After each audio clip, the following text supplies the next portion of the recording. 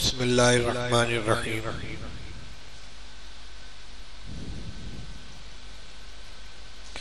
الحمدللہ رب العالمین والصلاة والسلام علی سید الانبیاء والمرسلین سیدنا و نبینا و مولانا محمد وعلی آلہ و اصحابہ اجمعین اما بعد کتاب النکاح عن عبد الله بن مسعود رضی اللہ تعالی عنہ قال قال رسول اللہ صلی اللہ علیہ وسلم یا معاشر الشباب من استطاع منکم الباءة فلیتزوج فإنه أغض للبصر وأحسن للفرج ومن لم يستطع فعليه بالصوم فإنه له وجاء متفق عليه او کما قال رسول اللہ صلی اللہ علیہ وسلم۔ بزرگوں اور بھائیوں، آج میں نکاح سے متعلق حضرت نبی کریم صلی اللہ علیہ وسلم کی چند احادیث کا ترجمہ اور اس کی تشریح آپ حضرات کی خدمت میں پیش کرنا چاہتا ہوں۔ نکاح کی حیثیت کیا ہے؟ حضرت امام اعظم ابو حنیفہ رحمۃ اللہ علیہ کے نزدیک نکاح کی حیثیت عبادت کی بھی ہے، معاملات کی بھی ہے۔ اسی لیے فقہ کی کتابوں میں اور حدیث کی کتابوں میں جب عبادات کا بیان مکمل ہوتا ہے تو نکاح کا بیان آتا ہے، اور جب اس سے اور اس کے متعلقات سے فارغ ہو جاتے ہیں تب خرید و فروخت وغیرہ کا بیان آتا ہے۔ یعنی ایک طرف خالص عبادات، ایک طرف خالص معاملات، اب بیچ میں دونوں کا مجموعہ۔ امام صاحب رحمت اللہ علیہ کے نزدیک اگر ایک شخص نکاح اس لیے نہیں کرتا کہ مجھ کو عبادت و ریاضت کے لیے یکسوئی حاصل ہوگی، یعنی تخلی للعبادت کے لیے نکاح نہیں کرتا، اور ایک شخص نکاح کرتا ہے اور اس کے ساتھ اپنے عبادات کے اندر مشغول رہتا ہے، امام صاحب اس کو افضل قرار دیتے ہیں کہ نکاح کرے اور جو اس کی ذمہ داریاں ان کو انجام دے۔ تو ایک اعتبار سے یہ معاشرتی مسئلہ ہے، اور ایک اعتبار سے اس کا تعلق سنت کی ادائیگی، ایمان کی تکمیل اور عبادت سے ہے۔ جو روایتیں آپ کے سامنے ابھی آ جائیں گی، اور جس طرح نبی کریم صلی اللہ علیہ وسلم نے دین کے تمام شعبوں میں بہت کامل اور مکمل ہدایات ارشاد فرمائی ہیں، اسی طرح نکاح کے سلسلے میں بھی بہت مکمل ہدایات دی ہیں۔ نکاح کی حیثیت کیا ہے، اس کی تاکید، اس پر اجر و ثواب کیا ملے گا، نکاح کیسی عورت سے کرنا چاہیے، نکاح کا طریقہ کیا ہونا چاہیے، مہر کی حیثیت کیا ہے، کتنا مہر ہونا چاہیے، اور نکاح کے بعد اس کے حقوق اور آداب کیا ہیں، ان کو کس طرح نبھایا جائے، ساری تفصیلات روایات کے اندر موجود ہیں۔ اس مختصر وقت میں تمام روایات تو آپ کے سامنے آ نہیں سکتی، لیکن کچھ روایتیں انتخاب کے طور پر یہاں پیش کی جا رہی ہیں۔ ابھی جو حدیث میں نے آپ کے سامنے پیش کی عبداللہ بن مسعود رضی اللہ تعالیٰ عنہ کی روایت ہے، وہ فرماتے ہیں کہ رسول اللہ صلی اللہ علیہ وسلم نے ارشاد فرمایا، یا معاشر الشباب، اے جوانوں کے گروہ، اے نوجوانوں، من استطاع منکم الباءة فلیتزوج، تم میں جو شخص نکاح کی صلاحیت رکھتا ہو، استطاعت رکھتا ہو۔ نکاح کی استطاعت کا مطلب یہ ہے کہ بیوی کا خرچہ ادا کر سکتا ہو، اس کو رکھنے کا انتظام ہو، اس کا نفقہ برداشت کر سکتا ہو، مہر کے بارے میں گنجائش ہے، فوری مہر ادا کرے یا بعد میں ادا کرے، لیکن جو فوری ضروریات ہیں، عورت کا نفقہ اور سکنا، اس کے رہنے کا انتظام کر سکے اور اس کا خرچہ برداشت کر سکے، فرمایا کہ ایسے کو چاہیے کہ وہ نکاح کرے، فلیتزوج، اس کو چاہیے کہ وہ نکاح کر لے۔ کیا فائدہ ہوگا؟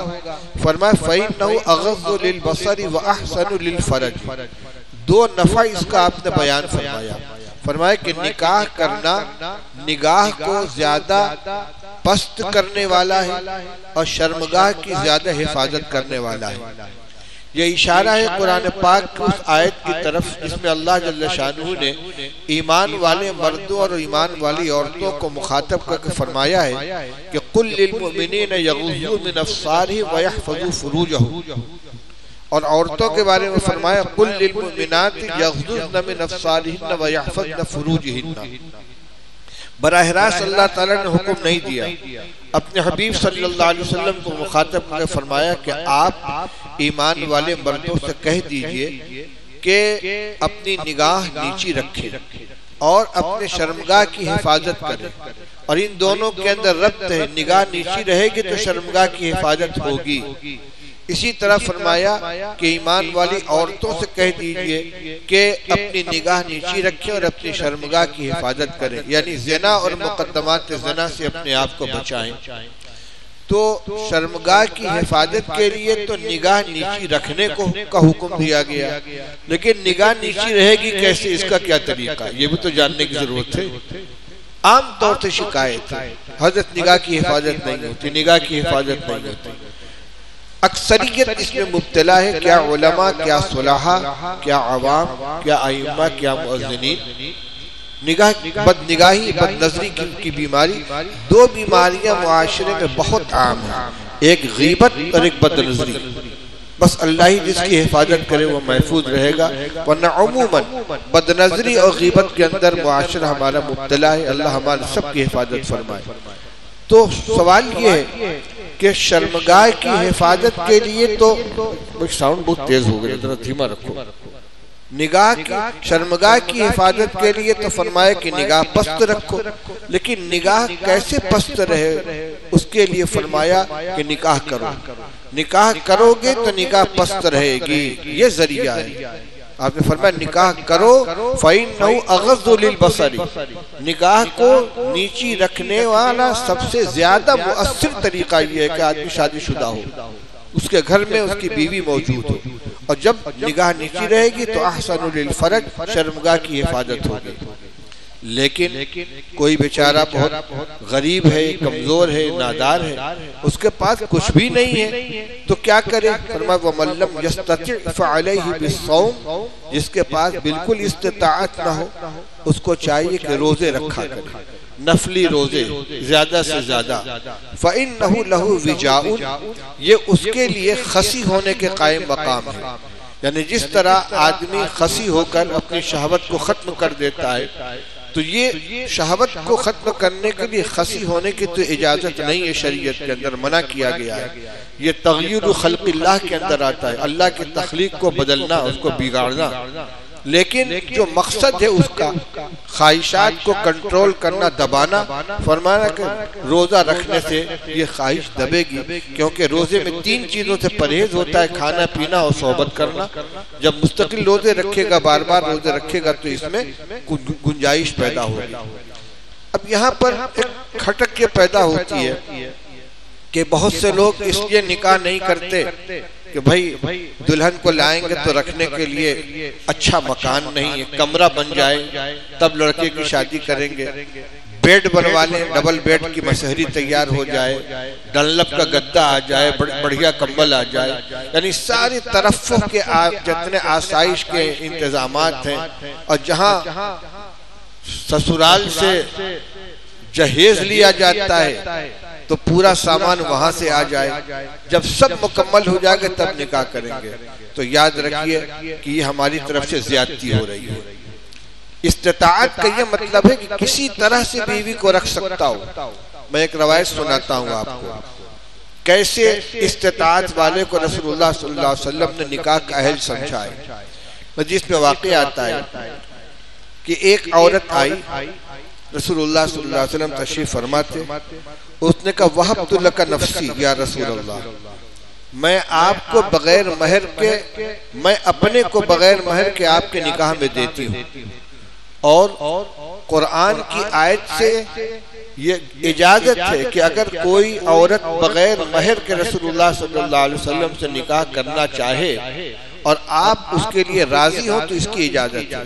وَامْرَأَةً مُؤْمِنَةً إِن وَهَبَتْ نَفْسَهَا لِلنَّبِيِّ إِنْ أَرَادَ النَّبِيُّ أَنْ يَسْتَنْكِحَهَا خَالِصَةً لَكَ مِنْ دُونِ الْمُؤْمِنِينَ وہ ایمان والی عورت جو اپنے کو آپ کو ہبہ کر دے اور آپ اس سے نکاح کرنا چاہیں تو یہ آپ کے لیے جائز ہے، لیکن یہ صرف آپ کی خصوصیت ہے، کسی اور کے لیے جائز نہیں ہے کہ بغیر مہر کے وہ نکاح کرے۔ تو اس نے کہا یا رسول اللہ میں اپنے کو آپ کو ہبہ کرتی ہوں، یعنی بغیر مہر کے اپنے کو آپ کے نکاح میں دینا چاہتی ہوں۔ رسول اللہ صلی اللہ علیہ وسلم نے ذرا سی نگاہ اٹھائی اور اس کے بعد خاموش ہو گئے۔ وہ دیر تک کھڑی رہی انتظار میں۔ ایک صحابی وہاں بیٹھے تھے، وہ کہنے لگے یا رسول اللہ اگر آپ اس سے نکاح نہ کرنا چاہیں تو میرے ساتھ نکاح کر دیجئے۔ آپ نے فرمایا ما تصدقھا، اس کو مہر کے اندر کیا دو گے؟ کہ یا رسول اللہ میرے پاس تو کچھ نہیں ہے۔ آپ نے فرمایا جاؤ گھر میں تلاش کرو، کچھ بھی ہو تو لے کر آؤ۔ یہ گئے، تھوڑی دیر بعد گھوم کر کہنے لگے یا رسول اللہ گھر میں کچھ نہیں ہے۔ آپ نے فرمایا لوہے کا کوئی چھلا تک نہیں ہے؟ لوہے کا چھلا انگوٹھی میں ڈالنے والا یہاں تک نہیں ہے؟ کہا نہیں یا رسول اللہ میرے پاس کچھ بھی نہیں ہے، ایک یہ تہبند ہے جو میں کمر پر لپیٹے ہوئے ہوں، اوپر کی چادر بھی نہیں ہے، بس اسی میں سے آدھی اس کو دے دوں گا۔ تو آپ نے فرمایا کہ اگر تم اس کو دے دو گے تم بے لباس کے رہو گے، اور تم اگر لپیٹنے کو تو یہ بے لباس کی رہے گی۔ اچھا یہ بتاؤ تمہیں قرآن کتنا آتا ہے؟ یا رسول اللہ مجھے فلاں صورت آتی ہے، فلاں صورت آتی ہے، فلاں صورت آتی ہے، شمار کرنا شروع کر دیا۔ آپ نے فرمایا زوجتکھا بما معک من القرآن، جاؤ تمہیں جتنا قرآن یاد ہے اس کی وجہ سے میں نے تم کو اس کو تمہارے نکاح میں دے دیا، اس کو قرآن سکھاؤ۔ وہ بھی ایمان والی عورت تھی، خوش ہو گئی مجھے ایسا شوہر مل رہا ہے جو مجھے قرآن پڑھائے گا۔ نکاح کر دیا آپ نے اور وہ اس کو ساتھ لے کر چلا گیا۔ اب دیکھیے ایسے شخص کے ساتھ نکاح ہو رہا ہے کہ جس کے بدن پر نیچے تہبند ہے اور اوپر چادر بھی نہیں ہے۔ آپ نے یہ نہیں فرمایا کہ جب تک تمہارے پاس قاعدے کا گھر نہیں ہو جائے گا اور پورا لباس نہیں ہو جائے گا اور قاعدے کی آمدنی نہیں ہو جائے گی، جب تک تم اپنے پیر پر کھڑے نہیں ہو جاؤ گے، بزنس نہیں کرنے لگو گے، ملازمت کہیں نہیں مل جائے گی، تمہاری تجارت نہیں ہو جائے گی، تب تک تمہاری شادی نہیں کریں گے۔ یہ نہیں فرمایا آپ نے؟ ایسے شخص کے ساتھ نکاح کر دیا کیونکہ عورت بھی بے سہارا تھی، اس کو بھی کسی شوہر کی ضرورت تھی اور ان کو بھی بیوی کی ضرورت تھی، اور وہ اپنا معاملہ حضور کے اختیار میں دے چکی تھی۔ جب آپ نے ان کے ساتھ نکاح کا فیصلہ فرمایا وہ راضی ہو گئی، نکاح کر دیا کہ چلا گیا۔ تو میں یہ کہہ رہا ہوں کہ یہ جو روایت میں آیا کہ من لم یستطع، جس کے اندر استطاعت نہ ہو، تو اس کا کوئی اعلیٰ معیار نہیں ہے کہ بہت اعلیٰ درجے کی استطاعت ہوگی تبھی نکاح کریں گے۔ آج یہ موضوع میں نے قصداً چھیڑا ہے اس لیے کہ ہمارے معاشرے میں اس سلسلے میں بہت زیادہ بے احتیاطی پائی جا رہی ہے۔ ہمارے بچے اور بچیاں نکاح کی عمر کو پہنچ جاتے ہیں، 25 سال کی عمر ہو جاتی ہے، والدین نکاح نہیں کرتے، صرف جھوٹی ناک کی وجہ سے۔ ان سے بچے شرم کی وجہ سے، حیا کی وجہ سے براہ راست کہتے نہیں کہ میری شادی کریے، میرا نکاح کر دیجیے۔ ان کو فکر نہیں ہے، ان کے ذہن میں کیا ہے جب سارا کام ہو جائے گا یہ بھی کر لیں گے، وہ بھی کر لیں گے، وہ بھی کر لیں گے۔ ایک بچی ہے جب اس کا رشتہ کہیں سے آ جائے گا، مناسب رشتہ مل جائے گا، تب اس کے بعد دونوں کا ایک ساتھ نکاح کریں گے۔ لڑکا نکاح کی عمر کو پہنچ چکا ہے، چھوٹی بہن کے انتظار میں بیٹھے ہوئے، مناسب رشتہ آئے گا تو دونوں کا ایک ساتھ کریں گے۔ کیوں انتظار کر رہے ہیں؟ کیوں تاخیر کر رہے ہیں؟ یہ ایک انسانی فطری ضرورت ہے، جس طرح کھانا انسان کی فطری ضرورت ہے، پینا انسان کی فطری ضرورت ہے۔ اللہ تعالیٰ نے بالغ مرد اور عورت کے اندر ایک فطری ضرورت رکھی ہے اور اس کے پورا کرنے کا جائز طریقہ اللہ تعالیٰ نے پیدا فرمایا ہے، اس کی ترغیب دی جا رہی ہے، بلکہ حکم دے رہے ہیں رسول اللہ صلی اللہ علیہ وسلم۔ جو ماں باپ تاخیر کرتے ہیں اور ان کی وجہ سے بچہ خدا نخواستہ کسی غلط عمل کے اندر مبتلا ہو جاتا ہے، یقیناً ان سے باز پرس ہوگی کیوں انہوں نے سستی کی ہے۔ اس لیے میں آج اس موضوع کو خاص طور سے چھیڑ کر اپنے بڑوں سے یہ درخواست کرنا چاہتا ہوں کہ جس بچے کی عمر شادی کی ہو گئی، نکاح کی عمر ہو گئی، چاہے لڑکا ہو چاہے لڑکی ہو، فوراً اس کا نکاح کرنا چاہیے، اس میں ہرگز تاخیر نہ کریں۔ خود ساختہ رسم و رواج اور رہائش کا معیار رکاوٹ نہ بنے۔ شریعت نے تو نکاح کو اتنا آسان کیا تھا، جو ابھی آپ کے سامنے بیان کیا گیا ہے، اتنا آسان کیا تھا، نہ اس کے لیے کسی تقریب کی ضرورت ہے، نہ اس کے لیے کسی اجتماع کی ضرورت ہے۔ آپ سیرت کے اندر تمام بڑے بڑے واقعات پڑھتے ہیں، آپ تلاش کیجئے، آپ تلاش کر کے بتلا دیجئے کہ رسول اللہ صلی اللہ علیہ وسلم کے جو ازواج مطہرات ہیں، 11 نکاح آپ نے کیا تھا، 2 ازواج کا انتقال ہو چکا تھا، ایک حضرت خدیجہ الکبریٰ رضی اللہ عنہ، ایک حضرت زینب بنت خزیمہ۔ انتقال کے وقت 9 ازواج مطہرات آپ کی تھی۔ تلاش کریں گے تو بہت مشکل سے ملے گا کہ فلاں کے ساتھ آپ کا نکاح ہوا تھا تو فلاں نکاح پڑھا جاتا۔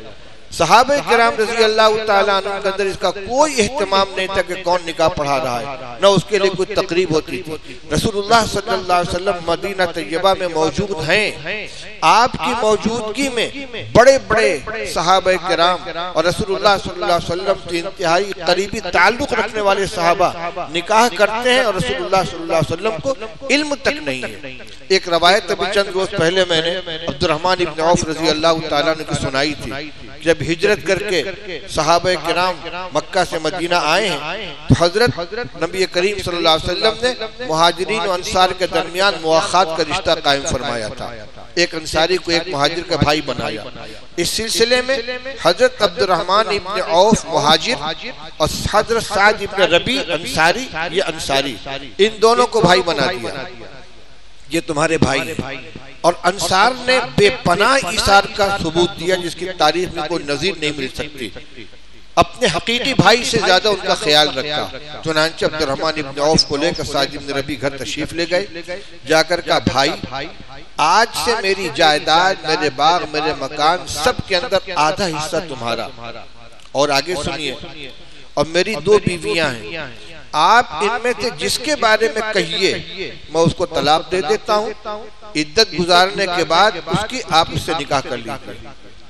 حضرت عبد الرحمن ابن عوف نے فرمایا بارک اللہ فی مالک و اہلک، اللہ تعالیٰ آپ کے مال میں برکت عطا فرمائے، آپ کی گھر والی میں برکت عطا فرمائے، مجھے ان دونوں میں سے کسی چیز کی ضرورت نہیں ہے، میں تو مکہ میں بھی تجارت کیا کرتا تھا، مجھے مدینہ کے بازار کا راستہ بتا دو۔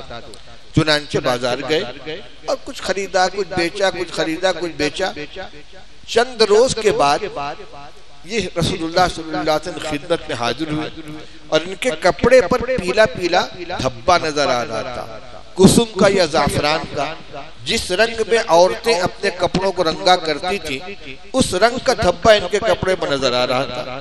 آنے فرمایا مہیم یا عبد الرحمن یہ کیا ہے، یہ پیلا پیلا کیا نظر آ رہا ہے؟ کہنے تزوجت یا رسول اللہ، حضرت میں نے نکاح کیا ہے۔ کہا کس سے نکاح کیا ہے؟ اور انہوں نے کہا ایک انصاری خاتون سے۔ ما استقتہا، اس کو تو مہر کیا دیا ہے؟ قال نواتا من ذہب، 5 درہم کے بقدر، 5 درہم کے بدن کے برابر سونا دیا ہے آپ نے۔ فرمایا اولی ولو بشات، ولیمہ کرنا، چاہے ایک بکری کیوں نہ تم کو ذبح کرنی پڑے، خوشحال آدمی ہو تو ولیمہ کا آپ نے ان سے مطالبہ کیا۔ یہ نہیں پوچھا اچھا میں یہاں موجود ہوں، شادی کر لی، مجھ کو بلایا تک نہیں، نکاح کس سے پڑھوا لیا تم نے؟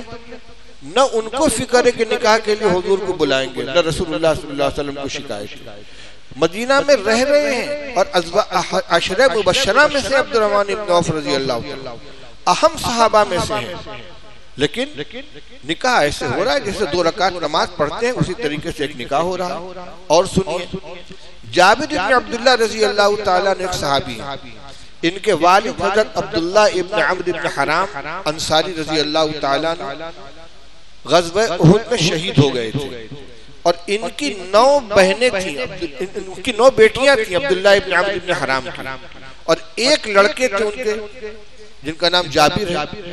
تو ایک بھائی اور 9 بہنیں، جن میں سے کچھ کا نکاح ہو چکا تھا، کچھ باقی تھی، یا تو 3 کا نکاح ہو چکا تھا 7 باقی تھی، یا 4 کا نکاح ہو چکا تھا 6 باقی تھی، 3 کا نکاح ہو چکا تھا 6 باقی تھی، یا 2 کا نکاح ہو چکا تھا 7 باقی تھی۔ روایات میں مختلف گنتیاں آتی ہیں، اور رسول اللہ صلی اللہ علیہ وسلم ان کا بہت خیال کرتے تھے، کیونکہ یتیم تھے یہ، اور گھر کی بڑی ذمہ داری تھی۔ مختلف مواقع پر آپ نے ان کا خیال رکھا۔ چنانچہ جب والد کی ان کی شہادت ہو گئی اور ان کے اوپر قرضہ بہت تھا، یہودیوں سے قرض لے رکھا تھا، فصل کی تیاری کا انتظار تھا کہ کھجور کے باغ میں پھل آ جائے تو قرض ادا کیا جائے، انہوں نے جائزہ لیا کہ اگر سارا پھل اٹھا کے میں قرض میں ادا کر دیتا ہوں تو بھی میرے والد کا قرضہ ادا نہیں ہوگا۔ حضور کے پاس آئے کہ یا رسول اللہ یہ صورتحال ہے۔ آپ نے فرمایا کہ میں تمہارے لیے سفارش کر دوں؟ فرمایا ہاں۔ آپ تشریف لے گئے باغ میں، یہودیوں کو بلایا، ان سے کہا کہ ان کے اوپر قرضہ زیادہ ہے، تم تھوڑا سا لے لو، باقی بعد میں لے جا۔ لیکن یہودی تو بنیا ہوتے تھے، تو ماننے سے انکار کر دیا انہوں نے۔ آپ نے فرمایا اچھا، پھل توڑو اور ہر قسم کا پھل الگ الگ ڈھیر لگاؤ، عجوہ ایک جگہ رکھو، برنی ایک جگہ رکھو، مبروم ایک جگہ رکھو۔ اس کے بعد آپ ٹہلے، کھجور کے ڈھیر کے ارد گرد آپ ٹہلے، کچھ برکت کی دعا فرمائی، پھر فرمایا ناپو اور دو۔ انہوں نے ناپ کر، کیونکہ کھجور کیل کے ذریعے، ناپ کے ذریعے دی جاتی تھی، ناپ کر دینا شروع کیا، سارا قرض ادا ہو گیا، اور جتنا پھل تھا لگتا تھا کچھ بھی گھٹا نہیں۔ حضور صلی اللہ علیہ وسلم ان کی خاطر یہودیوں سے سفارش کرنے کے لیے تشریف لے گئے، اور آپ یتیم ہونے کی بنا پر، بہنوں کے نگراں ہونے کی بنا پر ان کا خیال بہت فرماتے تھے۔ اب ان کا واقعہ سنیے۔ ایک غزوے سے واپسی پر مدینہ طیبہ کے قریب آپ نے پڑاؤ ڈالا۔ آپ کی عادت شریفہ یہ تھی کہ جب لمبے سفر سے واپس آتے تو قافلہ ساتھ میں ہوتا تھا، تو رات کو مدینے میں داخل نہیں ہوتے تھے، باہر پڑاؤ ڈال دیتے تھے، پھر صبح کو اطمینان کے ساتھ گھروں میں آتے تھے۔ جابر رضی اللہ نے فرمایا یا رسول اللہ انی متعجل، میں ذرا جلدی گھر جانا چاہتا ہوں۔ آپ نے فرمایا کیوں؟ میں تزوجت، میں نے نکاح کر لیا ہے۔ دیکھیے حیثیت، دیکھیے نوجوان آدمی ہے، حضور کا اس سے اتنا تعلق ہے، کہتے یا رسول اللہ میں نے نکاح کر لیا ہے۔ فرمایا بکرن ام سیبن، باکرہ لڑکی سے نکاح کیا یا کسی سیبہ سے نکاح کیا ہے؟ کہنے لگے بل سیبن، میں باکرہ سے نہیں سیبہ سے نکاح کیا ہے۔ کہ حلّا بکرن تلاعبھا و تلاعبھکا، تم نے کسی کنواری سے کیوں نہیں نکاح کیا؟ نوجوان آدمی ہو، تم ایک دوسرے سے ذرا دلچسپی کے ساتھ رہتے۔ کہنے لگے یا رسول اللہ میرے والد کی شہادت ہو گئی، آپ جانتے ہیں، اور انہوں نے 6 بہنیں چھوڑی ہیں، جہاں 6 ہے تو اس سے غیر شادی شدہ مراد ہے، اور ایک روایت میں 9 ہے تو تمام بہنیں مراد ہیں۔ تو میں نے سوچا کہ کوئی معمر تجربے کار خاتون کو بیوی بنا کر لے آؤں جو میری بہنوں کی دیکھ ریکھ کر سکے۔ روایت میں صراحت تو نہیں، لیکن بظاہر ایسا محسوس ہوتا کہ والدہ کے ان کا انتقال ہو چکا تھا۔ یہ ان کا اثار دیکھیے، نوجوان آدمی پہلا نکاح کر رہے ہیں، لیکن اپنی ہم عمر نوعمر لڑکی کو بیوی بنانے کے بجائے ایک بیوہ یا مطلقہ عورت کو بیوی بنا کر لا رہے ہیں۔ کیوں؟ تاکہ وہ میری بہنوں کی خدمت کر سکے، ان کی دیکھ ریکھ کر سکے۔ اس روایت کے اندر انہوں نے جب اپنے نکاح کی اطلاع دی ہے، رسول اللہ صلی اللہ علیہ وسلم نے سوال تو کیا کس سے نکاح کیا، کتنی عمر کی ہے، یہ سب تو پوچھا، لیکن یہ نہیں کہ اچھا کس سے نکاح پڑھوا لیا تم نے، مجھے اطلاع تک نہیں کی۔ یہ مزاج ہے شریعت کا، اور یہ سنت رسول اللہ صلی اللہ علیہ وسلم کی۔ آج ہم اپنی خود ساختہ شرائط اور خود ساختہ رسم و رواج کی بنا پر نکاح کی عمر ہو جانے کے باوجود اپنے بچیوں اور بچوں کا نکاح نہیں کرتے، ٹالتے رہتے ہیں، جس کی وجہ سے وہ مختلف پریشانیوں کے شکار ہوتے ہیں۔ مختلف پریشانیوں میں شرعی پریشانیاں بھی ہیں، جسمانی اور صحت کی پریشانیاں بھی ہیں۔ جب مجبور ہوں گے، خدا نخواستہ کسی غلط طریقے سے وہ اپنی ضرورت پوری کرنے پر مجبور ہو گئے، تو اس کا وبال کس کے اوپر جائے گا؟ اسی طریقے سے جیسے بھوک لگی ہوئی ہو آدمی کو، تو شریعت کا حکم یہ ہے کہ بھوک کی شدت ہو تو نماز کے لیے مت جاؤ، پہلے کھانا کھاؤ، پیشاب کا تقاضا ہے تو پہلے ضرورت پوری کرو، پاخانے کا تقاضا ہے تو پہلے ضرورت پوری کرو. یہ ضرورتیں ہیں جن کی شریعت نے رعایت کی ہے. اذا حضر الطعام اذا حضر العشاء، کیا الفاظ تو محفوظ نہیں ہے، جس کا مضمون یہ ہے کہ جب کھانا لا کے رکھا جائے اور نماز کی اقامت ہونے لگے تو پہلے کھانا کھانا. یہ ہم جیسے لوگوں کے لیے نہیں ہے. جو حضرات ایک دو چھہارا کھا کے گزر بسر کیا کرتے تھے اور انتہائی بھوک شدت کی لگی ہوئی ہے، تو اگر کھانا موجود ہے فرمائے اتنا کھا لو کہ بھوک کا تقاضا ختم ہو جائے، اس کے بعد نماز میں جا کر شریک ہو. اور فقہا نے اس مسئلے کو بیان کیا ہے. امام ابو حنیفہ رحمۃ اللہ علیہ فرماتے ہیں کہ لَأَن يَكُونَ طَعَامِي صَلَاةً أَحَبُّ إِلَيَّ مِنْ أَن تَكُونَ صَلَاتِي طَعَامًا. میری نماز کھانا بن جائے، میرے نزدیک اس کے مقابلے میں یہ بات زیادہ محبوب ہے کہ میرا کھانا نماز بن جائے. میرا کھانا نماز بن جائے یہ مجھے زیادہ محبوب ہے بمقابلے اس کے کہ میری نماز کھانا بن جائے. کیا مطلب؟ اگر بھوک لگی ہوئی ہے اور میں نے پہلے نماز شروع کر دی اور امام صاحب نے اتفاق سے لمبی سورت شروع کر دی، آج ہی کے لیے سورت نازل ہوئی تھی، چھوٹی سورت نہیں پڑھ سکتے تھے، بھوک اتنی زور کی لگی ہوئی. اب پوری نماز میں کھانے کی طرف دھیان رہے گا، تو پہلے نماز پڑھیں گے تو پوری نماز میں کھانے کا دھیان رہے گا. اور اگر کھانے کے لیے بیٹھ گئے تو پورے کھانے میں نماز کا دھیان رہے گا کہ جلدی سے کچھ کھا کے جا کے نماز میں شامل ہو جاؤں، میری نماز ضائع نہ ہو جائے. تو نماز جیسی اہم عبادت کے لیے شریعت نے اجازت دی کہ اگر بھوک کی شدت ہو تو پہلے بھوک کی ضرورت پوری کرو، اس کے بعد نماز کے اندر جاؤ. اسی طرح دوسری طبعی ضرورتیں، پیشاب پاخانے کا تقاضا ہو تو پہلے شدید تقاضا ہے، پہلے استنجا کرو، اس کے بعد نماز میں شامل ہو. تو یہ بھی تو ایک انسانی ضرورت ہے، فطری تقاضا ہے. اس کے ساتھ کیسے آدمی نماز پڑھے گا، کیسے عبادت کرے گا؟ میں اتنی سخت لہجے میں اس کو اس لیے کہہ رہا ہوں کہ بہت زیادہ اس سلسلے میں کوتاہیاں ہو رہی ہیں. یہاں رہتے ہوئے مختلف ذرائع سے بہت سے نوجوان ہمارے، جس میں فضلاء بھی ہیں اور عوام بھی ہیں، دیندار ہیں، نمازی ہیں، ان کی یہ بات مجھ تک پہنچ رہی ہے کہ گھر والے ان کی شادی نہیں کر رہے، ٹال مٹول کر رہے. 2 سال پہلے کی تاریخ طے کی جاتی ہے، اتنے فروری اتنے سن کے اندر نکاح ہوگا. بھئی کیا پریشانی ہے؟ اگر لڑکی لڑکا کا رشتہ طے ہو چکا ہے، سادگی کے ساتھ نکاح کر دیجئے. رہنے کا انتظام نہیں ہے، کوئی بھی انتظام کر دیجئے. اور آج کے زمانے میں یہ فیشن ہو گیا ہے کہ روم تیار ہو رہا ہے، مسحری تیار ہو رہی ہے، ورنہ ہم لوگوں کے بچپن کے اندر ایسا نہیں تھا. خود میرا نکاح ہوا ہے تو سال بھر تک میرے پاس کوئی کمرہ نہیں تھا.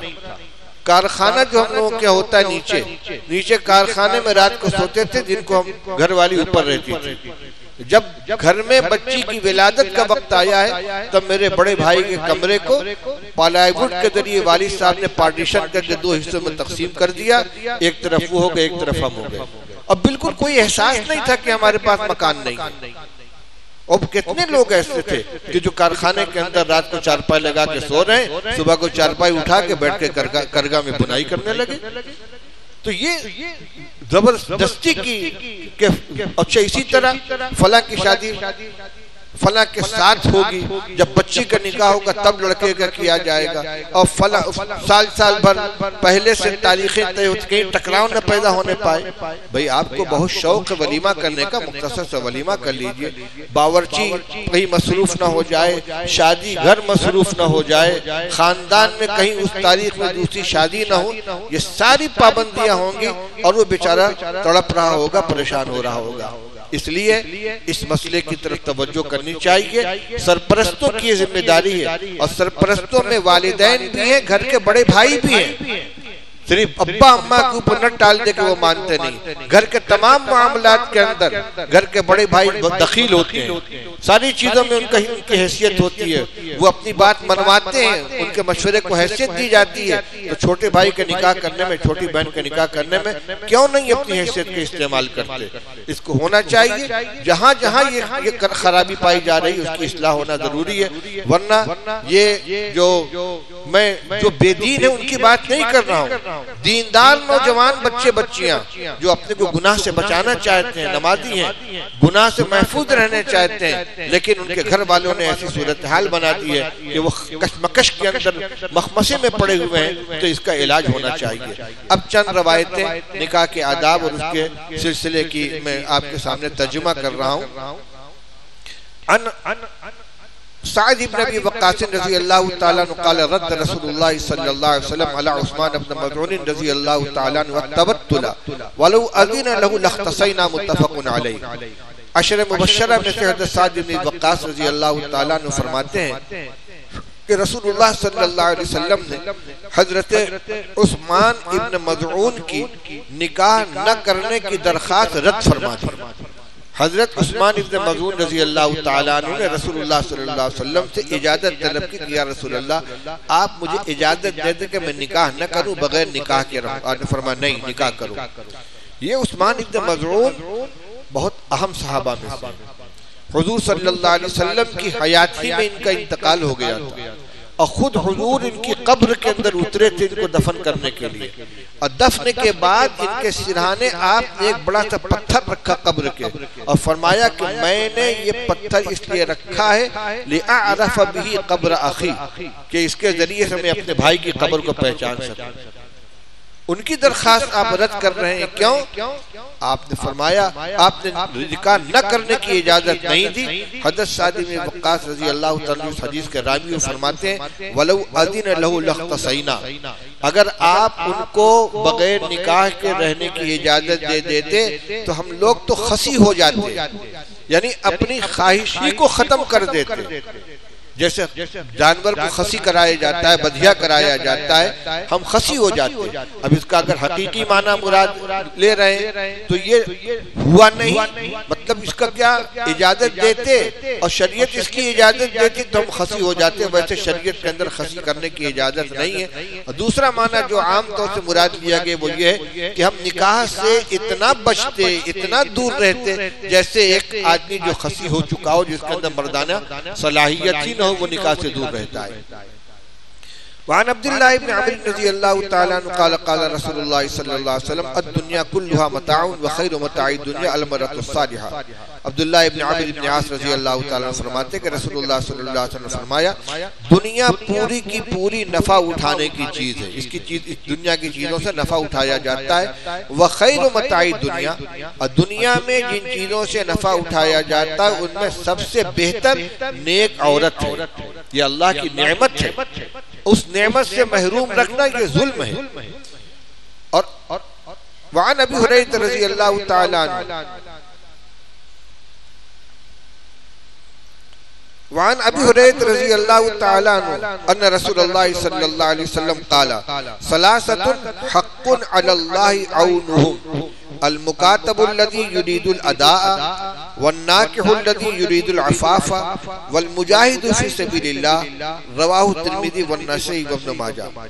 ابو ہریرہ رضی اللہ تعالیٰ فرماتے ہیں کہ رسول اللہ صلی اللہ علیہ وسلم نے فرمایا کہ 3 آدمی کی مدد کرنے کو اللہ نے اپنے ذمہ لازم کر دیا کہ میں ضرور ان کی مدد کروں گا. ثلاثة حق علی اللہ عونهم, اللہ تعالیٰ نے اپنے اوپر 3 قسم کے لوگوں کی مدد کرنے کو لازم کر لیا ہے. المکاتب الذی یرید الاداء, ایک وہ غلام جو مکاتب بن جائے اور ادائیگی کی نیت رکھتا ہو. کوئی مکاتب اور اس کے آقا کے درمیان کسی مکاتب اور اس کے آقا کے درمیان یہ معاہدہ ہو جائے کہ تم اتنا کما کے لے آؤ تو تم آزاد, ایسے کو مکاتب کہا جاتا ہے. اب اس کو کمانے کا موقع دیا جاتا ہے اور اس کی مدد کرنے کی بھی قرآن میں اجازت دی گئی ہے. انما الصدقات للفقراء والمساکین والعاملین والمؤلفۃ قلوبهم والغارمین وفی الرقاب, غلام کی آزادی میں مدد کرو. تو فرمایا کہ جو مکاتب ادائیگی کی نیت رکھتا ہے کہ میں کما کر اپنے آقا کو دوں تاکہ میں آزاد ہو جاؤں، اللہ تعالیٰ اس کی مدد فرماتے ہیں، اس کے ذرائع پیدا فرما دیتے ہیں کہ جس کے ذریعے وہ ادا کر سکے. ایک اس کی مدد ہوتی ہے. دوسرے وہ شخص جو نکاح کرنے والا ہو، جو پاک دامنی کا ارادہ رکھتا ہو، جو نکاح کا اصل مقصد ہے، شہوت رانی کے لیے نکاح نہیں کرتا، اس لیے نکاح کرتا ہے تاکہ غلط طریقے سے شہوت سے پوری کرنے سے بچے اور پاک دامن رہے، اس کی بھی اللہ تعالیٰ ضرور مدد کرتے ہیں. اب کس چیز میں مدد کرتے ہیں؟ وہی جو اس کی ضروریات ہیں، بیوی کا نفقہ برداشت کرنے میں، اس کا خرچہ اٹھانے میں، اور جو ضروریات ہوتی ہیں ان کے اندر اللہ تعالیٰ کی طرف سے مدد ہوتی ہے. اور فرمایا والمجاہد فی سبیل اللہ، اور اللہ کے راستے میں جو جہاد کرنے والا ہوتا ہے اللہ تعالیٰ اس کی بھی مدد فرماتے ہیں. تو جو بظاہر بے سر و سامان نظر آ رہے ہیں کہ نکاح کیسے کریں، ارادہ کریں اور پاک دامنی کے لیے نکاح کا فیصلہ کریں، اللہ کی طرف سے مدد ہوگی.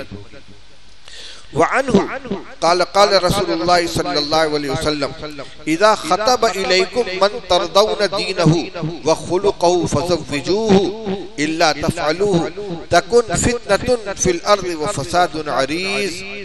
فرمایا رسول اللہ صلی اللہ علیہ وسلم ارشاد فرمایا کہ جب تمہارے پاس کوئی ایسا شخص نکاح کا پیغام لے کر آئے کہ جس کی دینداری اور اخلاق تم کو پسند ہے، کہ دیندار آدمی ہے، اخلاق والا ہے، مالدار ہے چاہے نہیں ہے، بزنس اس کے پاس ہے یا نہیں ہے، بہت خوبصورت ہے یا نہیں، بہت اونچے خاندان کا ہے یا نہیں، یہ سمجھ دیکھو.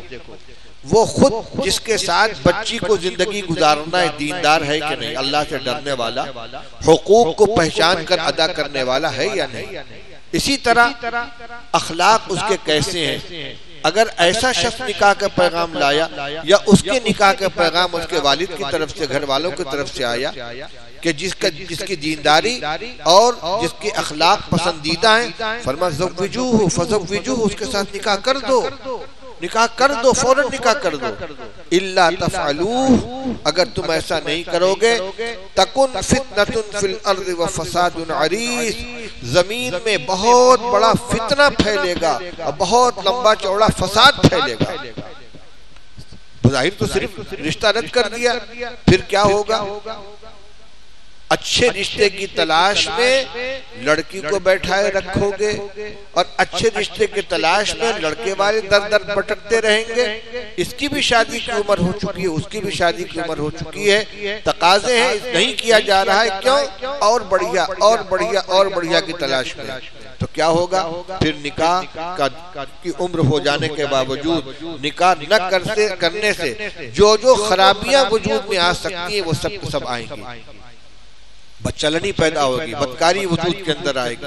اس لیے وہی بات ہے کہ ایک نفسانی خواہش ہے، جو اللہ سے ڈرنے والا ہوگا وہ اپنے اوپر کنٹرول کرے گا، لیکن بے قابو ہو جائے گا، خدا نخواستہ کسی غلط چیز میں مبتلا ہو گیا، پھر وہ چیز ظاہر ہو گئی تو جہاں اس کا غلط تعلق کسی سے پیدا ہو گیا، پھر آپس میں لڑائیاں ہوں گی، مقدمہ بازیاں ہوں گی، خون ریزی ہوں گی.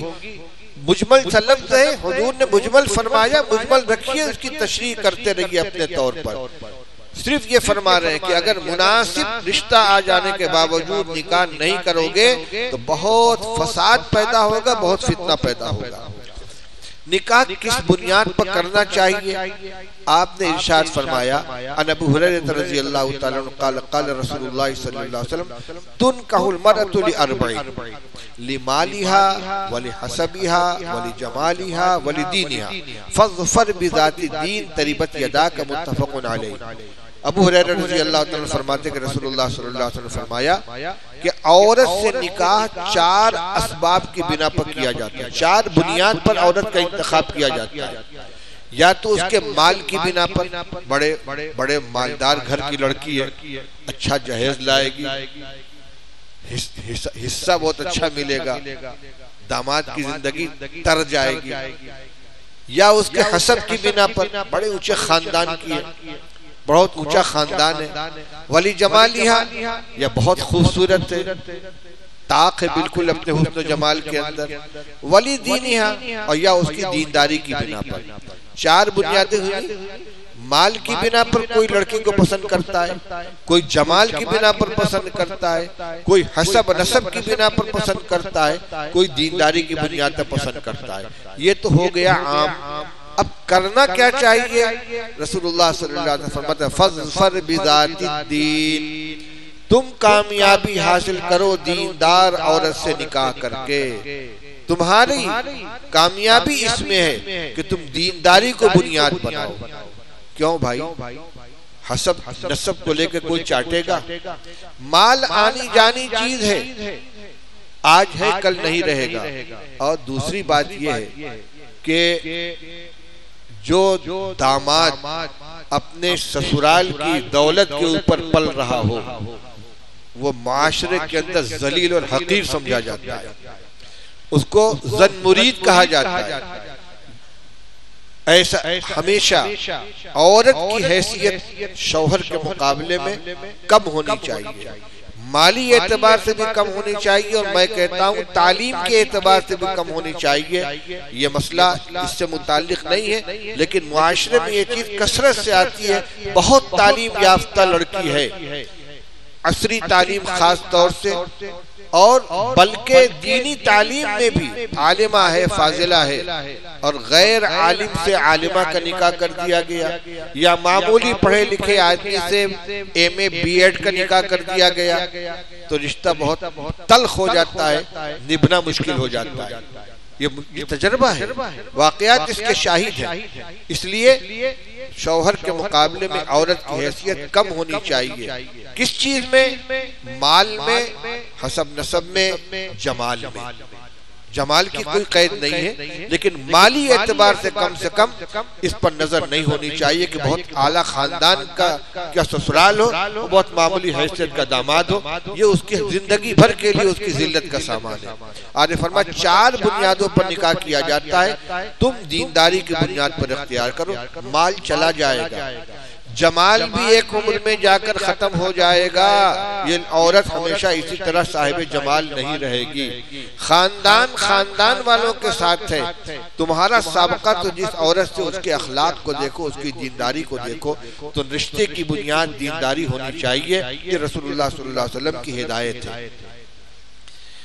وعن ابی امامۃ رضی اللہ تعالی عنہ ان رسول اللہ صلی اللہ علیہ وسلم یقول ما استفاد المؤمن بعد تقوى الله خيرا له من زوجة صالحة ان امرها اطاعته وان نظر اليها سرته وان اقسم عليها ابرته وان غاب عنها نصحته في نفسها وماله رواه ابن الماجہ۔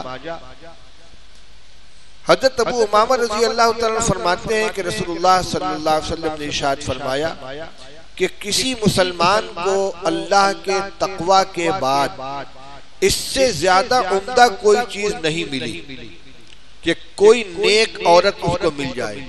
اللہ کا تقوی اور ایمان یہ تو سب سے بڑی دولت ہے۔ مستفاد المؤمن بعد تقوی اللہ، اللہ کے تقوی کے بعد کوئی مومن کوئی چیز حاصل نہیں کرتا جو خیر لہ، جو اس کے لیے بہتر ہو، من زوجۃ صالحۃ، صالح بیوی سے، نیک بیوی بہت بڑی دولت ہے، بہت بڑی نعمت ہے اللہ کی، اللہ کے تقوی کے بعد۔ اور نیک بیوی کی 4 خصلتیں ذکر فرمائی آپ نے، اس کی پہچان کیا ہے؟ نیک بیوی کس کو کہا جائے گا؟ ہر وقت وہ مصلی بچھا کے بیٹھی رہے، بس تسبیح پڑھتی رہے، گھر کے کسی کام کاج سے مطلب نہ ہو؟ نہیں، شوہر اپنے لیے بیوی لے کر آیا ہے، تو اس کے حق میں صالح کون ہے؟ ان امرہا اطاعت، اگر وہ اس سے کوئی کام کرنے کو کہے تو وہ اس کی بات مانے۔ ایک ضابطہ تو ہمیشہ کے لیے لا طاعت لمخلوق فی معصیت الخالق، کہ اللہ کی نافرمانی میں کسی کا کوئی حکم نہیں مانا جائے گا، نہ شوہر کی بات بیوی مانے گی، نہ باپ باپ کی بات اولاد مانے گی۔ اللہ کی نافرمانی میں کسی کا حکم نہیں ہے، لیکن نافرمانی والی بات نہیں ہے تو عورت شوہر کا حکم مانتی ہے، اس کی بات مانتی ہے۔ اگر شوہر اس کو کسی بات کا حکم دے تو وہ اس کی اطاعت کرے۔ وَإِن نَظَرَ إِلَيْهَا سَرَّتْهُ، اس کی طرف وہ دیکھے تو وہ اس کو خوش کر دے، اپنے خوش اخلاقی سے، اپنے حسن مزاج سے، خوش مزاجی سے شوہر کے غم کو، اس کے دکھ کو دور کر دے، اس کو خوش کر دے۔ وَإِنْ أَقْسَمَ عَلَيْهَا أَبَرَّتْهُ، اور اگر اس کے اوپر رکھ کر کوئی قسم کھائے تو وہ اس کی قسم پوری کر دے۔ میں تم کو اللہ کی قسم دے کر کہتا ہوں کہ فلاں کام کرو، کر میں نہیں کرتی تو وہ حانث ہو جائے گا۔ اس نے اس کے اوپر قسم کھا کر کہا ہے کہ میں نے قسم کھائی ہے کہ فلاں کام کروں گا، اور اس کام کا کرنا کسی عورت کے اختیار میں نے قسم کھائی ہے کہ آج فلاں کو میں کھانا کھلاؤں گا، کہتے میں تو نہیں پکاؤں گی، حانث ہو جائے گا۔ فرمایا کہ اس کے اوپر رکھ کر ایسا کسی بات کی قسم کھائے کہ جو وہ پوری کر سکتی ہے تو اس کی قسم ٹوٹنے نہ دے۔ وَإِنْ غَابَ عَنْهَا نَصَحَتْ فِي نَفْسِهَا وَمَالِهِ، اور اگر شوہر اس کو چھوڑ کر کہیں چلا جائے تو اس کی غیر موجودگی میں اپنی ذات کی بھی حفاظت کرے، عزت آبرو کی حفاظت کرے، کوئی شوہر کے سلسلے میں خیانت نہ کرے، اور شوہر کے مال کی بھی حفاظت کرے جو اس کے حفاظت کے اندر ہے۔ پر اس کو آپ نے کیا فرمایا کہ یہ اللہ کے تقوی کے بعد کی سب سے بہتر چیز ہے۔ وعن انس رضی اللہ تعالی عنہ قال قال رسول اللہ صلی اللہ علیہ وسلم اذا تزوج العبد فقد استكمل نصف الدین فليتق اللہ فی النصف الباقی۔ دیکھیے کیا درجہ دے رہے رسول اللہ صلی اللہ علیہ وسلم نکاح کو۔ رسول اللہ صلی اللہ علیہ وسلم نے فرمایا کہ جب کسی بندے نے نکاح کر لیا تو اس نے آدھے دین کو کامل کر لیا، آدھا دین مکمل ہو گیا اس کا۔ جب کسی بندے نے نکاح کیا تو اس نے آدھا دین مکمل کر لیا، اب اللہ سے ڈرے باقی نصف کے اندر۔ اس کی تشریحات تو محدثین کے یہاں بہت کچھ ہیں۔ انسان کے اندر دو طرح کی خواہش ہوتی ہے، ایک شہوت بطن ہے، ایک شہوت فرج ہے۔ ایک کھانے پینے کی ضروریات ہے، ایک نفسانی خواہشات ہیں۔ تو ایک ضرورت تو اس کی پوری ہو گئی، حلال طریقے سے پوری کرنے کے لیے بیوی گھر میں آ گئی۔ اب کھانا پینا لباس جسمانی دیگر ضروریات ہیں ان کو حلال طریقے سے حاصل کرے، حلال جگہ خرچ کرے۔ تو نکاح کو آپ نے نصف ایمان قرار دیا اور نکاح کرنے کو نصف ایمان کی تکمیل قرار دیا۔ اب ہمارے بزرگ ذرا سوچیں کہ جن بچوں کے نکاح میں ہم تاخیر کر رہے ہیں ان کو آدھے دین کی تکمیل سے ہم روک رہے ہیں۔ تکمیل کا مطلب یہ ہوا کہ اگر نکاح نہیں کریں گے تو دین میں نقص آئے گا، دین میں کمی آئے گی، کمزوری آئے گی، اور اس کمزوری کے ذمہ دار وہ ہوں گے جن کے اختیار میں نکاح کرانا وہ نکاح نہیں کر رہے۔ وعن عائشہ رضی اللہ تعالی عنہ قال قال النبی صلی اللہ علیہ وسلم ان اعظم النکاح برکتا ایسرہ مؤنتا رواہ البخاری رواہ البیہقی۔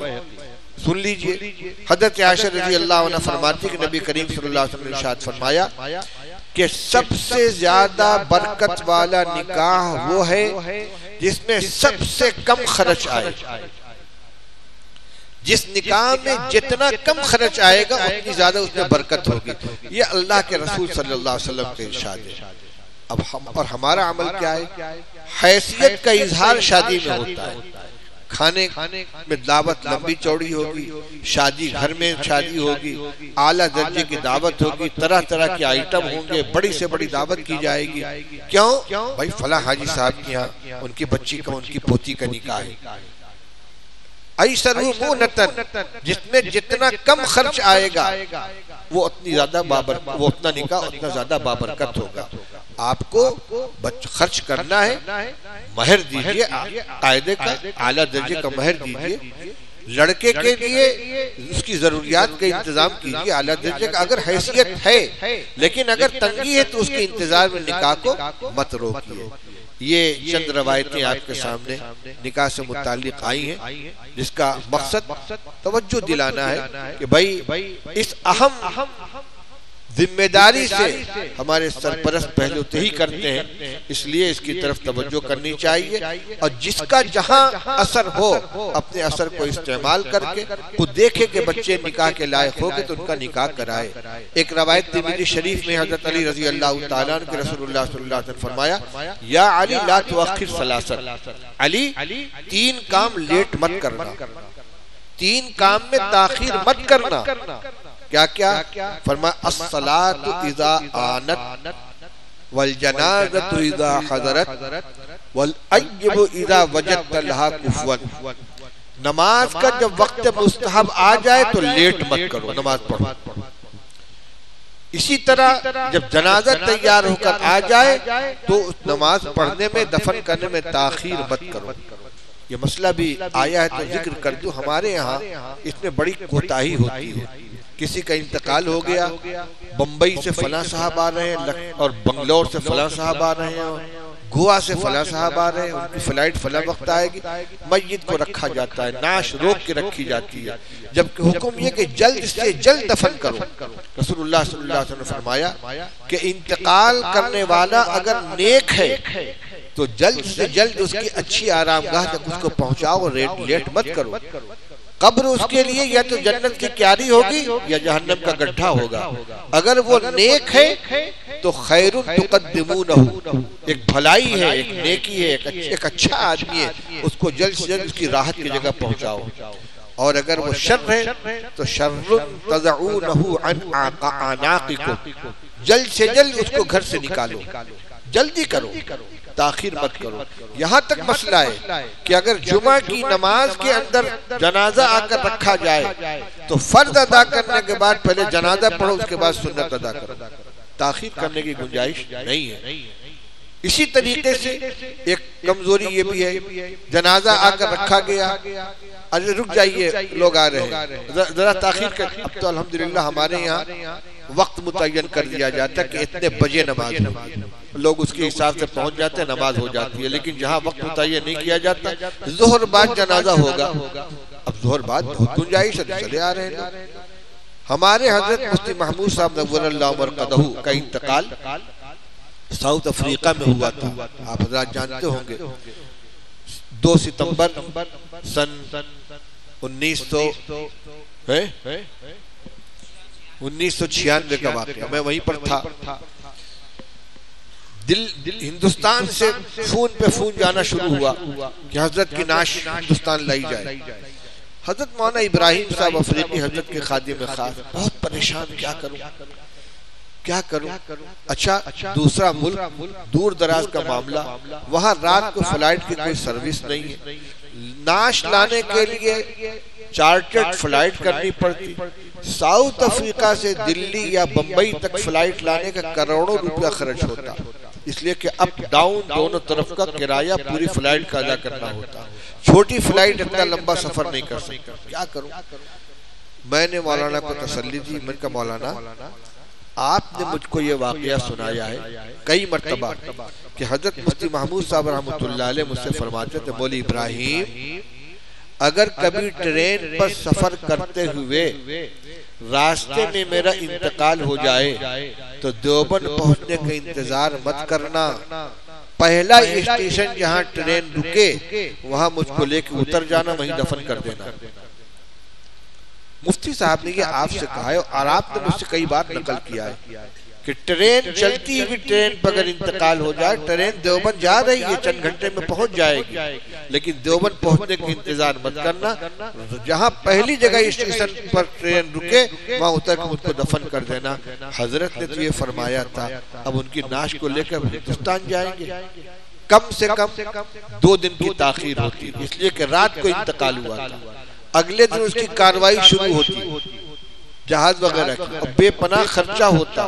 میں نے کہا یہیں پر تدفین ہوگی، میری ذمہ داری ہے، اگر کوئی آپ سے کچھ کہے گا کہے کہ ابو القاسم نے منع کر دیا، مانا نہیں، چنانچہ وہیں تدفین ہوگی۔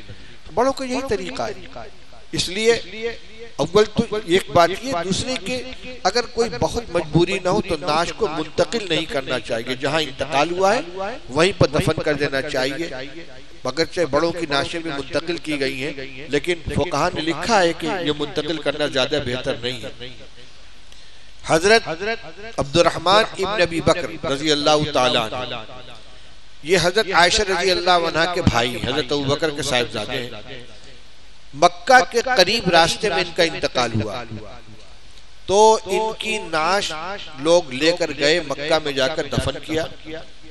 بعد میں حضرت عائشہ رضی اللہ تعالی عنہ کا سفر ہوا مکہ کا، تو ان کی قبر پر گئیں اور لوگوں کو سنانے کے لیے کہا، عبد الرحمن اگر تمہارے انتقال کے وقت میں موجود ہوتی تو تمہارا جنازہ یہاں منتقل نہ ہوتا، وہیں دفن ہوتا، اور اگر میں تمہارے انتقال کے وقت موجود ہوں تو میں تمہاری قبر پر بھی نہ آتی۔ حضرت میمونہ رضی اللہ تعالی عنہ رسول اللہ صلی اللہ علیہ وسلم کی صاحبزادی ہیں، ان کا انتقال ہوا مقام شریف میں۔ حجاج کرام جانتے ہیں جب مدینہ سے مکہ سے مدینہ کی طرف روانگی ہوتی ہے تو تنعیم جو مسجد عائشہ ہے اس سے تھوڑا آگے بڑھنے کے بعد روڈ پہ بائیں جانب ایک احاطہ ہے، اس میں حضرت میمونہ رضی اللہ تعالیٰ عنہ کی قبر ہے، وہاں پر ان کا انتقال ہوا۔ چند میل کے فاصلے پر مکہ مکرمہ تھا، لیکن لاش وہاں نے جہاں انتقال وہیں دفن کیا گیا۔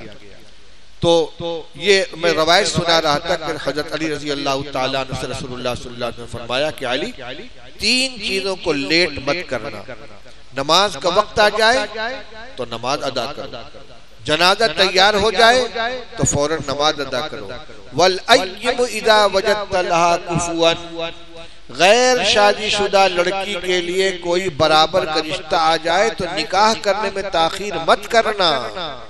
ایم کہتے ہیں جس عورت کا نکاح جس کا شوہر نہیں ہے، اس میں بیوہ بھی آ جاتی ہے، مطلقہ بھی آ جاتی ہے، اور جس کا نکاح ہوا ہی نہیں وہ بھی آ جاتی ہے۔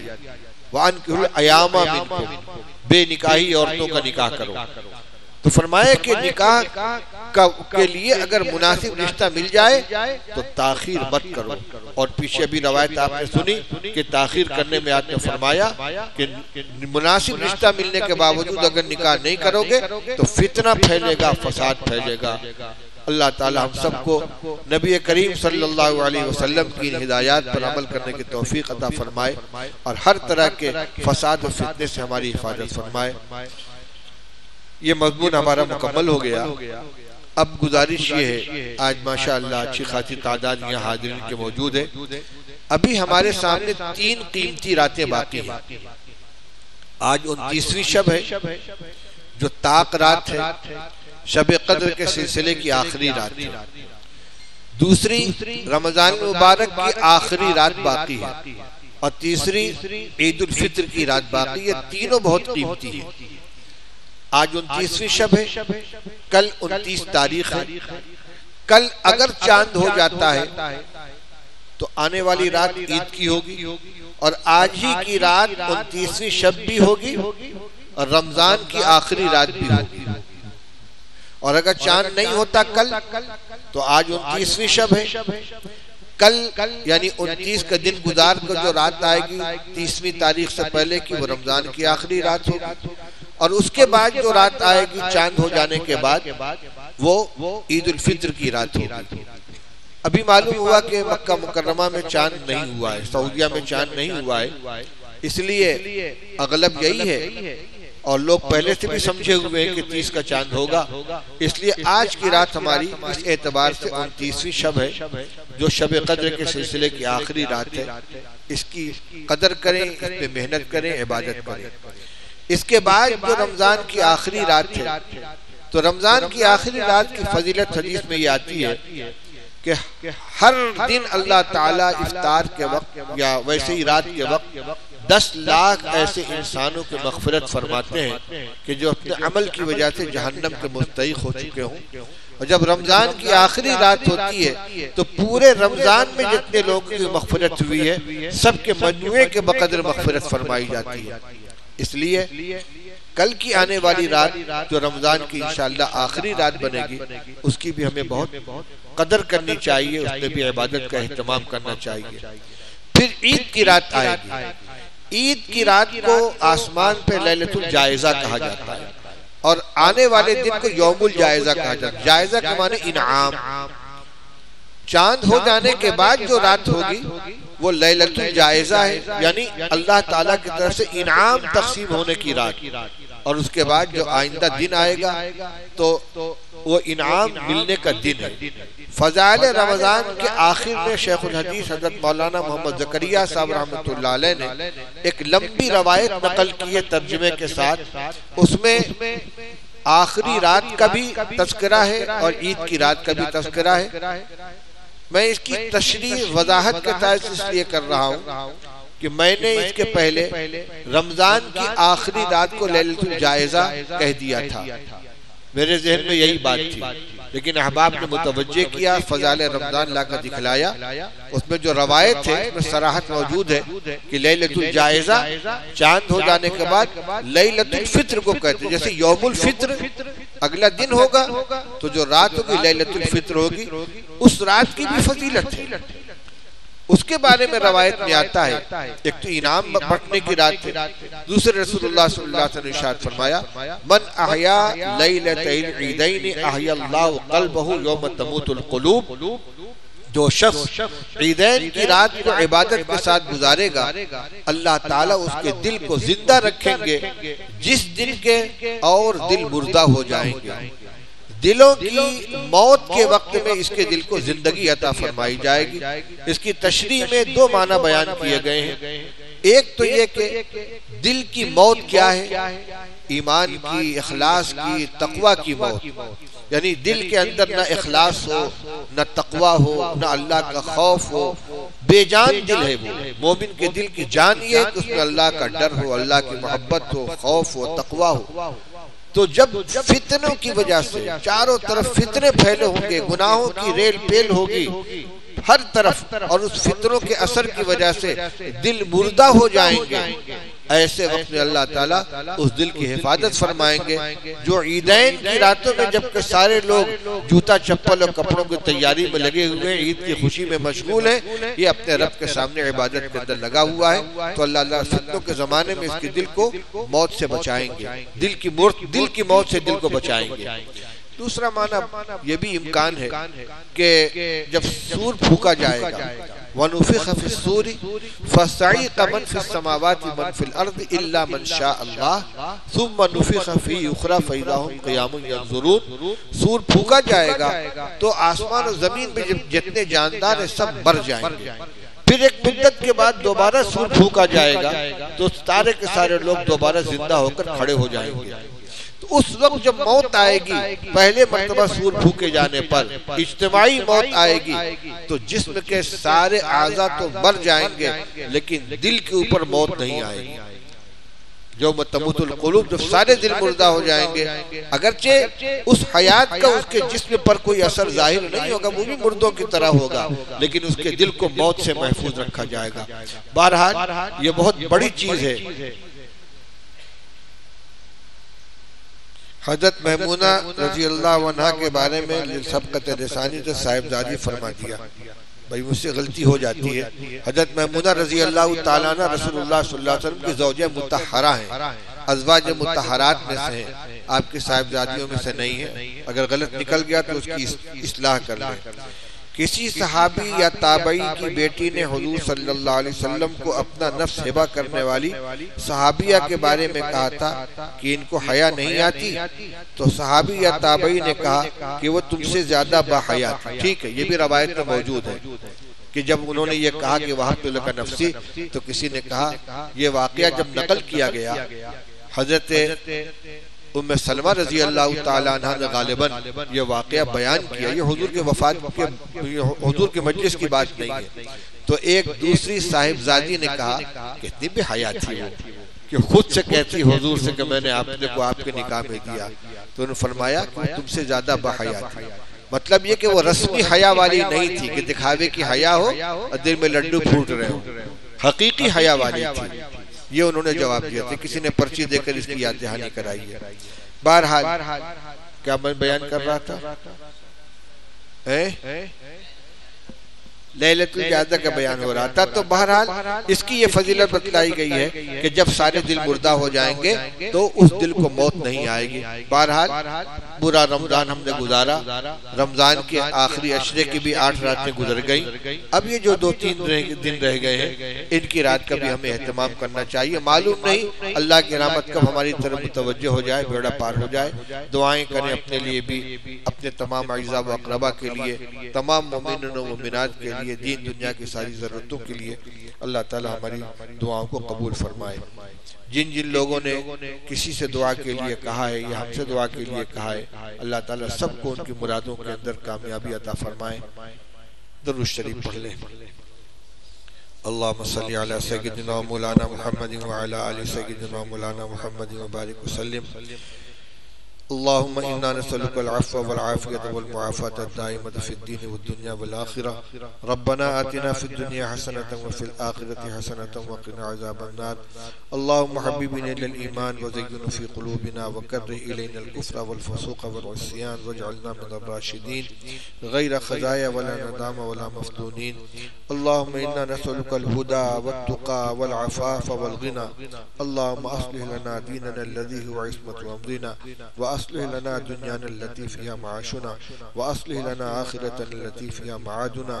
اللهم إنا نسألك من كل خير خزائنه بيدك، ونعوذ بك من كل شر خزائنه بيدك. اللهم لا سهل إلا ما جعلته سهلا، وأنت تجعل الحزن سهلا إذا شئت. لا إله إلا الله الحليم الكريم. سبحان الله رب العرش العظيم، والحمد لله رب العالمين. نسألك موجبات رحمتك وعزائم مغفرتك والسلامة من كل إثم والعصمة من كل ذنب. اللهم لا تدع لنا ذنبا إلا غفرته، ولا هما إلا فرجته، ولا ضدا إلا كشفته، ولا مبتلا إلا عافيته، ولا أسيرا إلا فككته، ولا مدينا إلا أديت عنه، ولا حاجة من حوائج الدنيا والآخرة هي لك رضا إلا قضيتها ويسرتها يا أرحم الراحمين. إليك رب فحببنا، وفي أنفسنا رب فذللنا، وفي عين الناس فعظمنا، ومن سيء الأخلاق فجنبنا، وعلى صالح الأعمال فقومنا.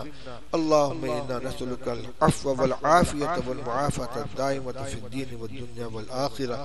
اللهم إنا نعوذ بك من الهم والحزن، ونعوذ بك من العجز والكسل، ونعوذ بك من الجبن والبخل، ونعوذ بك من غلبة الدين وقهر الرجال. اللهم إنا نعوذ بك من فتنة المحيا والممات، ونعوذ بك من فتنة المسيح الدجال. ربنا آتنا في الدنيا حسنة وفي الآخرة حسنة وقنا عذاب النار. ربنا اغفر لنا ولإخواننا الذين سبقونا بالإيمان، ولا تجعل في قلوبنا غلا للذين آمنوا ربنا إنك رؤوف رحيم. ربنا لا تؤاخذنا إن نسينا أو أخطأنا. ربنا ولا تحمل علينا إصرا كما حملته على الذين من قبلنا. ربنا ولا تحملنا ما لا طاقة لنا به، واعف عنا واغفر لنا وارحمنا أنت مولانا فانصرنا على القوم الكافرين. اللهم اهدنا فيمن هديت، وعافنا فيمن عافيت، وتولنا فيمن توليت، وبارك لنا فيما أعطيت، وقنا شر ما قضيت، فإنك تقضي ولا يقضى عليك، إنه لا يذل من واليت ولا يعز من عاديت، تباركت ربنا وتعاليت. نستغفرك ونتوب إليك، وصلى الله على النبي الكريم.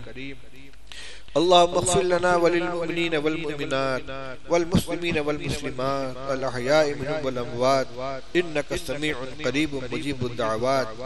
اللهم ألف بين قلوبنا وأصلح ذات بيننا وانصرنا على عدوك وعدونا. اللهم أهلك الكفرة والمشركين. اللهم خذهم أخذ عزيز مقتدر. اللهم أنزل بهم بأسك الذي لا ترده عن القوم المجرمين. اللهم شتت شملهم. اللهم فرق جمعهم. اللهم دمر ديارهم. اللهم أنزل بهم بأسك الذي لا ترده عن القوم المجرمين. اے اللہ ہم سب کے گناہوں کو معاف فرما دے، ہماری کامل مغفرت فرما دے۔ اے اللہ چھوٹے بڑے تمام گناہوں کو معاف فرما دے۔ اے اللہ جو گناہ دانستہ کی انہیں بھی معاف فرما دے، جو بھول چوک سے ہوگا انہیں بھی معاف فرما دے۔ اے اللہ کبائر کو بھی معاف فرما دے، صغائر کو بھی معاف فرما دے۔ اے اللہ تیرے حکام کی جو خلاف ورزیاں ہوئی اللہ ان کو معاف فرما دے۔ جن کی قضا کفارہ ہمارے ذمہ باقی اللہ ان کو پورا کرنے کی توفیق نصیب فرما۔ جو نہ کر سکیں اے اللہ اپنے دریائے کرم سے ان کو دھو کر معاف فرما دے۔ تیرے بندوں کے حقوق سے ہماری جو پامالیاں ہوئی اللہ ان کا معاملہ بہت سخت ہے۔ اے اللہ ہمارے دامن میں کوئی ایسی نیکی نہیں ہے جو تیرے یہاں قابل قبول ہو۔ اے اللہ ہماری یہ ٹوٹی پھوٹی نیکیاں بھی اگر دوسروں کو دے دی گئی تو ہمارے دامن میں کیا بچے گا۔ اے اللہ ان کا بدلہ تو اپنے خزانے غیب سے عطا فرما دے۔ ان حق والوں کو ہم سے راضی فرما دے۔ اے اللہ ہماری طرف سے جن کے ساتھ زیادتیاں ہوئی ہیں اے اللہ ہم ان کے لیے درخواست کرتے ہیں ان کی مغفرت فرما دے، ان کے ساتھ رحم کا معاملہ فرما، زندہ ہوں تو ان کے لیے عافیت کا فیصلہ فرما، دنیا سے جا چکے ہیں تو ان کی مغفرت فرما، ہماری طرف سے جو کچھ زیادتیاں ہوئی اللہ اس کو ان کے حق میں نماز بنا دے، صدقہ بنا دے، زکوٰۃ بنا دے، خیر بنا دے۔ اے اللہ ہمارے تمام مرحومین کی مغفرت فرما، ہمارے والدین کی مغفرت فرما، ہمارے دادا دادی نانا نانی اور جتنے رشتہ دار دنیا سے جا چکے ہیں سب کی مغفرت فرما دے۔ جو زندہ ہیں اللہ ان کے عمروں میں برکت عطا فرما، نیکی کی توفیق عطا فرما، والدین کی خدمت کرنے کو ان کو راضی کرنے کی توفیق عطا فرما۔ یا اللہ ہم سب کو علم نافع عطا فرما، ضروریات دین کا علم عطا فرما، دین کی صحیح معلومات عطا فرما، دینی علوم کے روشنی میں صحیح عمل کرنے کی توفیق نصیب فرما۔ یا اللہ ہمارے عقائد کو بھی درست فرما دے، ہمارے اعمال کو بھی درست فرما دے، ہمارے اخلاق کو بھی درست فرما دے، ہمارے معاملات کو بھی درست فرما دے۔ اے اللہ ہمارے گھروں کا ماحول دینداری والا ماحول بنا دے۔ اے اللہ بچیوں کو بھی دینداری کی توفیق نصیب فرما، عورتوں کو اور بچیوں کو بھی توفیق عطا فرما، جوانوں کو بوڑھوں کو بھی توفیق عطا فرما۔ اے اللہ ہمارے گھروں میں 100% نماز کو زندہ فرما دے، قرآن پاک کی تلاوت کو زندہ فرما دے، ہر طرح کی معصیت کو گھروں سے نکال دے۔ اے اللہ ہم سب کو برکت والی حلال روزی عطا فرما، رزق کی تنگی سے ہماری حفاظت فرما۔ اے اللہ رزق کی تنگی سے ہماری حفاظت فرما۔ ہمارے جو بھائی بے روزگار ہیں جن کے پاس روزی کا حلال ذریعہ نہیں ہے اللہ ان کو برکت والی حلال روزی عطا فرما، ذریعہ معاش عطا فرما۔ اے اللہ ہمارے جو بچے بچیاں بغیر نکاح کے بیٹھے ہوئے ہیں اے اللہ اگر ان کا رشتہ نہیں ہوا تو مناسب رشتہ عطا فرما، رشتہ ہو چکا ہے تو اے اللہ نکاح ہونے کی شکلیں پیدا فرما، کہ والدین کو سرپرستوں کو توفیق عطا فرما، ان بچیوں کو عصمت و عفت کی حفاظت فرما، غلط راستے پہ جانے سے حفاظت فرما، ہم سب کی نگاہوں کی حفاظت فرما، ہماری زبان کی حفاظت فرما، ہمارے کان کی حفاظت فرما۔ اے اللہ جھوٹ سے، غیبت سے، چغلی سے، بہتان تراشی سے ہماری زبان کی حفاظت فرما، بد نظری سے، بد نگاہی سے ہماری آنکھوں کی حفاظت فرما، غیبت کے سننے سے، غلط چیزوں کے سننے سے ہمارے کان کی حفاظت فرما، بدگمانی سے، حسد سے، کینہ سے، بغض سے ہمارے دل کی حفاظت فرما۔ اے اللہ بدعقیدگی سے ہماری حفاظت فرما۔ اے اللہ ماہ مبارک چلا جا رہا ہے، اے اللہ جس طرح اس کی قدر کرنی چاہیے ہم سے قدر نہیں ہو سکی، اے اللہ پھر بھی تیری توفیق سے جو ٹوٹے پھوٹے اعمال ہوئے ہیں، جو روزے رکھے گئے، تراویح پڑھی گئی، تلاوت کی گئی، نمازیں پڑھی گئیں، اے اللہ اپنے فضل سے انہیں قبول فرما دے، ان میں جو کوتاہیاں ان کو معاف فرما دے، قرآن کے پڑھنے سننے میں جو کوتاہیاں ان کو معاف فرما دے۔ اے اللہ ہم سب کو اخلاص کی دولت عطا فرما، ریاکاری سے ہماری حفاظت فرما۔ اے اللہ یہ شیطان ہماری نیت کے اوپر حملہ کرتا ہے، اے اللہ اس کے حملے سے ہماری حفاظت فرما، ہمیں اخلاص کی دولت سے مالا مال فرما، اخلاص کی دولت سے مالا مال فرما۔ کہیں ایسا نہ ہو کہ بدنیتی کی بنا پر جو ٹوٹے پھوٹے اعمال ہماری جھولی میں وہ بھی ضائع ہو جائیں، اے اللہ ہماری حفاظت فرما، نفس اور شیطان کے حملوں سے ہماری حفاظت فرما۔ اے اللہ ہمارے بچوں کی صحیح تربیت کرنے کی ہمیں توفیق عطا فرما، ہر ایک کو علم نافع عطا فرما۔ اے اللہ ملک کے اندر امن و امان کو عام فرما، خوف و دہشت کو ختم فرما، برادران وطن کے دلوں میں جو نفرت بیٹھی بھی اللہ اس کو نکال دے، باشندگان ملک کے اندر آپس میں الفت و محبت پیدا فرما، ایک دوسرے کے حقوق کو پہچاننے کی، ایک دوسرے کے ساتھ رواداری کرنے کی توفیق عطا فرما۔ جو لوگ اسلام اور مسلمانوں کے خلاف سازشیں کر رہے ہیں، منصوبے بنا رہے ہیں، اے اللہ اپنی قدرت سے ان کو پامال فرما، ان کے تمام سازشوں کو ختم فرما، اس ملک کے اندر اور پورے عالم کے اندر دین اسلام کی حفاظت فرما، دین کی خدمت کرنے والوں کی حفاظت فرما، ہماری عزت آبرو کی حفاظت فرما، ہماری ماں بہنوں کی عصمت کی حفاظت فرما۔